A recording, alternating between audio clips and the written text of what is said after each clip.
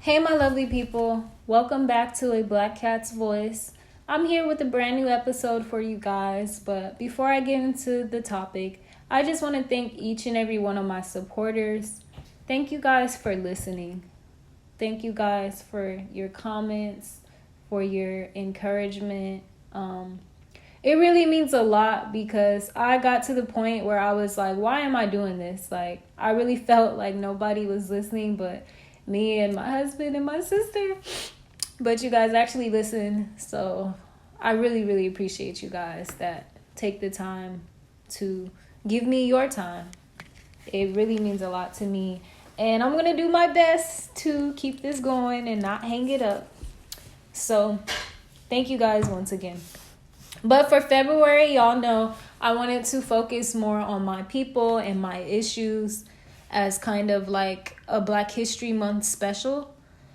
And so for today's topic, it's kind of like all work, no pay, which basically I just want to talk about how America would not be as beautiful without the contributions that my people have given to this country. But for some reason, we still receive little to no credit for even being here. So first things first, y'all know America, land of the brave, home of the free, or however you say that. Red, white, and blue, like it's just all this forced, symbolism. But nobody wants to tell you what anything really stands for. And I believe that the colors red, white, and blue are meant to show the blood, sweat, and tears that my people have put into building this country. Like, historically, y'all know Black people were slaves. They love to make movies and TV shows and remind us at school and always tell us that we were slaves, but they never want to give us credit for the work that these slaves was doing.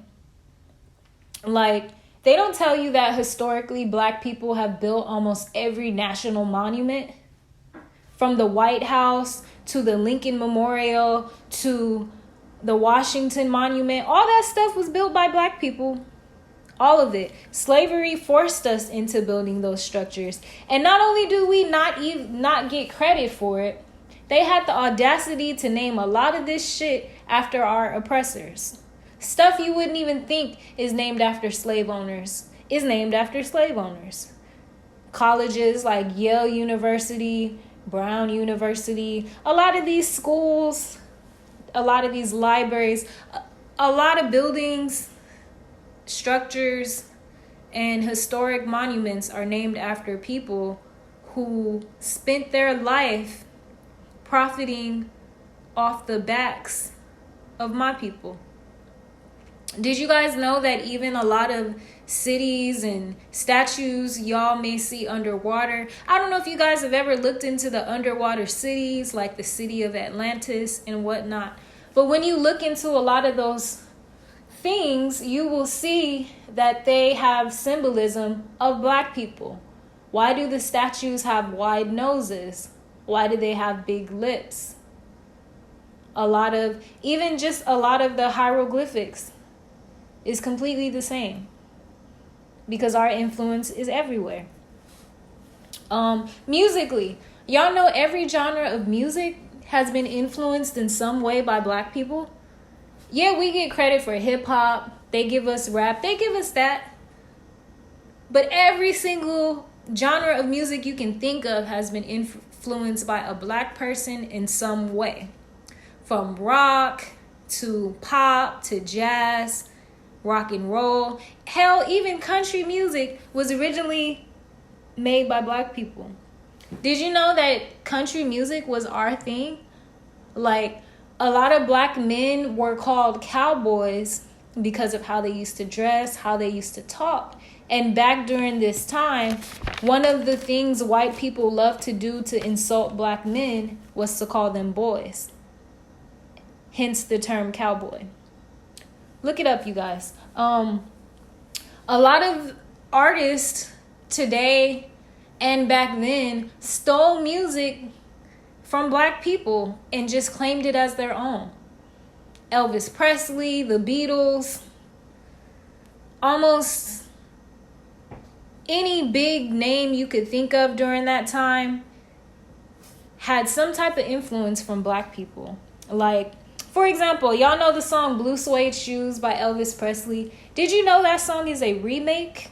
And it was originally made by a black person? But the only reason Elvis gets all the credit is because during that time, it was segregation. So it don't matter that,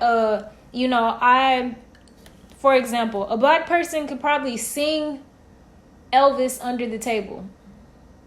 Could probably outdance John Lennon or, anybody during that time. But if you're not allowed to even walk in the building because you are black, then how am I supposed to make a name for myself? How could our songs chart and hit number one if we can't even get played on the radio station? That's how a lot of these artists simply remade our music. And because they were white, they could get played everywhere. And we couldn't. Even modern day. Do y'all know a lot of Jennifer Lopez's music? Jennifer Lopez, J-Lo, Jenny from the Block, whatever y'all want to call her. A lot of her vocals were sang by Ashanti. And they are Ashanti's original vocals. A modern day example of how artists who are not black, not just white people, a lot of artists who are not black steal from us and don't even give us the credit.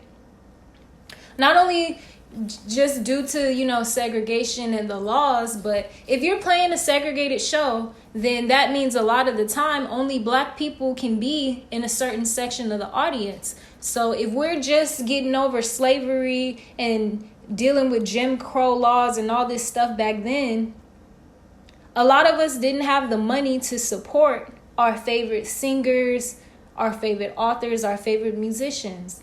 And that's simply why they didn't chart or didn't become as successful as they should have. Another thing, when it comes to fashion, when it comes to what's cool, a lot of that stuff was influenced by my people. Like a lot of the looks, from hairstyles to clothes to earrings to what's cool, that's our shit. Like, did y'all know Betty Bloop? That makes her sound like a blood. That's funny. Betty Boop was originally made after a black woman. The cartoon was drawn after a black woman named Esther Jones. And just down the line, through so many years, she became whitewashed. And so a lot of people don't even know that. Bantu knots. A lot of y'all like to call them mini twist buns, I guess, because of Kim Kardashian. Those are Bantu knots that originated in Africa and came from the influence of what? Black people, once again. But we never get credit for it. How come when I wear braids or big earrings, I get turned down for the job? I get told, hey, I can't wear this or that to school. But when somebody else wears the exact same hairstyle, the exact same earrings, the exact same style, ooh, it's trendy, ooh, it's cool, ooh, it's fashionable. Like, how are these people making so much money off of our influence? And why don't we at least get the credit? Like, yeah, I love this, I love wearing my hair like this, or I love dancing like this, but I got this from her. Like, why can't people ever give credit where credit is due? I don't understand. Y'all know even the term dreadlocks. Another perfect example. Dreadlocks were originally called locks. The term dreadlocks come from white people and other people calling our hair dreadful and combining the word dreadful with locks to make dreadlocks because they wanted us to believe our hair is dreadful. Look it up. Don't believe me, you guys. Even to this day, did y'all know that it's still not illegal to discriminate against people for their hair when it comes to employment, when it comes to a lot of things? It's still legal in, I want to say, 7 or more states in America to discriminate against people for their hair. Yeah, look it up. Once again, don't believe me. It just doesn't make sense. How do we get denied jobs? We get called ugly. Y'all can even Google the news stories of our little black babies getting kicked out of school, getting kicked out of competitions, having to cut their hair. How do we have to do all this to fit into society, but somebody else can wear the exact same shit or do the exact same stuff that we're doing and get credit for it and get commended and get money and get the job and get the success and get the magazine cover? Make it make sense. Because it don't make sense to me. Even a lot of the lingo that we use nowadays, they want to act like a lot of these people made this stuff famous. But you know, period. How people be saying period, poo, that's on period. I've been hearing people say that since I was little. That ain't nothing new. Period. Even, I know that's right. Now people are trying to credit, I think, Cardi B or Sweetie, somebody for saying that. But do you know, I've been hearing my auntie say, I know that's right, since before I could walk. So that ain't nothing new. Like, a lot of this lingo, a lot of this stuff that's cool and new nowadays came from us. And it's been here. Even when it comes to inventions, do y'all know a lot of the stuff you use today, very important stuff that you would probably have a difficult time living your life without, was invented by black people. But all they want you to remember is that we were slaves. Before we were slaves, we were engineers, we were doctors, we were mothers, we were fathers, we were scientists. Like, how, if we weren't intelligent already, how could we invent all these things that never existed? Especially in a land where, allegedly, we're not even from. Did you know black people invented the stoplight, the refrigerator, sanitary napkins or pads, whatever you want to call them, laser eye surgery? A lot of these modern day inventions, air conditioner, a lot of these things that it would probably be difficult to live life without were invented by black people. They just don't tell you that. But I bet y'all know we made peanut butter. I bet y'all know about Martin Luther King. I bet y'all know Rosa Parks sat on the bus. But did you know Rosa Parks wasn't even the first woman to not give up her seat on the bus? She's just the first y'all hear about. But we're not even gonna go into that. I'm just saying all this to say that, why do we never get credit? Why do other people get to do the exact same things that we do and be praised, be put on the highest of pedestals and plateaus, but for our shit, we get neglected, we get disrespected. We're always told we can't, where other people are told they can. We worked so hard to build this country, and we receive little to no regret excuse me, y'all. I get flustered talking about this stuff because I'm passionate. I'm so passionate about it. How would you feel knowing your mom, your dad, your grandma, and their grandma, and their grandma, and their grandma, and their grandpa, and their grandpa, and so on, worked this hard to build a country that still disrespects them? Like, why do people seem to love everything about us, but not us? Why do y'all want our rhythm, but y'all don't want our blues? It's crazy.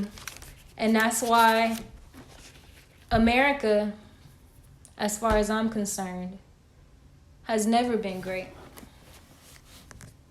It's sad. It's sad to, like, can you imagine working on a project your entire life? Working on a project your entire life, building a house, buying the stones yourself or bricks, I don't freaking know. Buying everything you can, painting it, raising your kids in it, doing everything you can to protect this house. And it becomes a big, beautiful house, and everybody that sees it on the block comes and looks at it and says, wow, this is such a beautiful house you built, Kat. I love your house. And then some white person or non-black person comes to my house and says, you know what, actually I built that, with no proof that they even did any of that, and gets all the credit for building that house, how would you feel? America is a house, is a land, is a country that we built, and everybody acts like we don't even belong here. It's horrifying. It's depressing, and it's disgusting, and it has to stop. It has to stop. America can't be free until all its people have their freedom.